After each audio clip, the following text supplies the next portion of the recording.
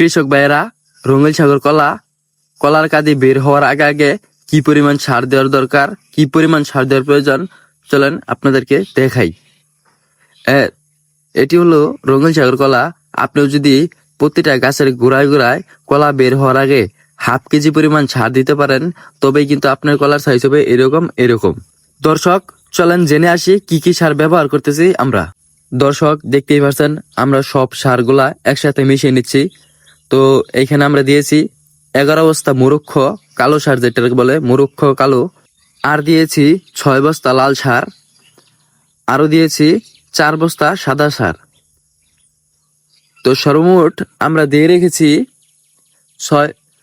11 বস্তা কালো সার, আর হচ্ছে 6 বস্তা লাল সার। 11 আর 6 হচ্ছে 17, আর 4 বস্তা সাদা সার 17, আর 4 হচ্ছে 21 বস্তা। তো দর্শক, আমরা এখানে 21 বস্তা সার একসাথে মিশিয়ে নিচ্ছি। তো এখন আমরা সারের উপরে ছিটিয়ে দিচ্ছি থ্রিওবিট। আমরা এখন দিচ্ছি থ্রিওবিট, আপনারা দেখতে পাচ্ছেন এগুলো হচ্ছে সব থ্রিওবিট। তো দর্শক, কলার কাঁদি বের হওয়ার আগে আগে আপনারা যদি প্রতিটা গাছের গোড়ায় গোড়ায় হাফ কেজি পরিমাণ সার দিতে পারেন, আপনাদের কলাও কিন্তু অনেকটাই বড় কাঁদি হয়ে বের হবে। তো দর্শক, আপনারা দেখতে পাচ্ছেন এরপর আমরা দিচ্ছি হিউম্যান কিং।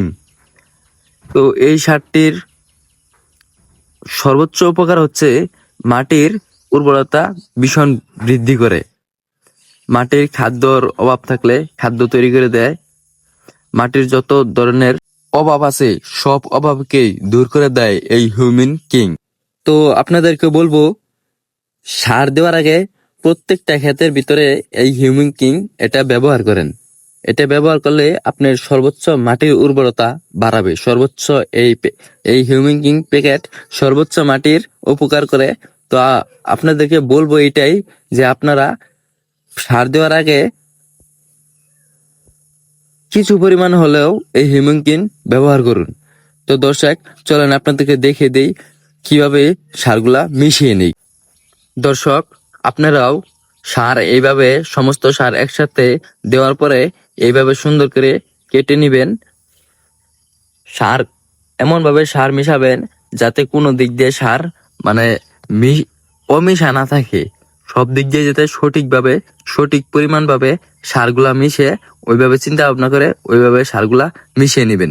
দর্শক, আমরা আমাদের প্রথম কাটা শেষ করলাম, এখন আমরা দ্বিতীয় কাটা দিচ্ছি। দেখেন দর্শক, দ্বিতীয় কাটার সময় যাতে কোনো পরিমাণ সার মিশাতে না থাকে, এই জন্য আমরা দেখেন কিভাবে মিশিয়ে নিচ্ছি।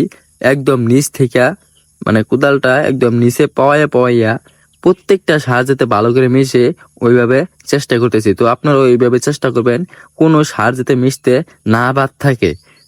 তো দর্শক, এটা আমাদের দ্বিতীয় কাটা।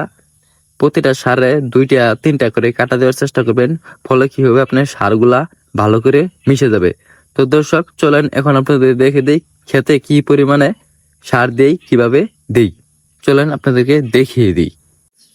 দর্শক, কলার কাঁদি বের হওয়ার আগে প্রত্যেকটা কলায় হাফ কেজি করে সার দেওয়ার চেষ্টা করবেন।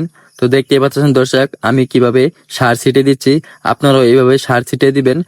প্রত্যেকটা গাছের গোড়ায় সমতল ভাবে চতুর্দিক দিয়ে সার ছিটিয়ে দিবেন, ফলে কি হবে, আপনাদের কলার কাঁদি হবে এরকম বড় বড়।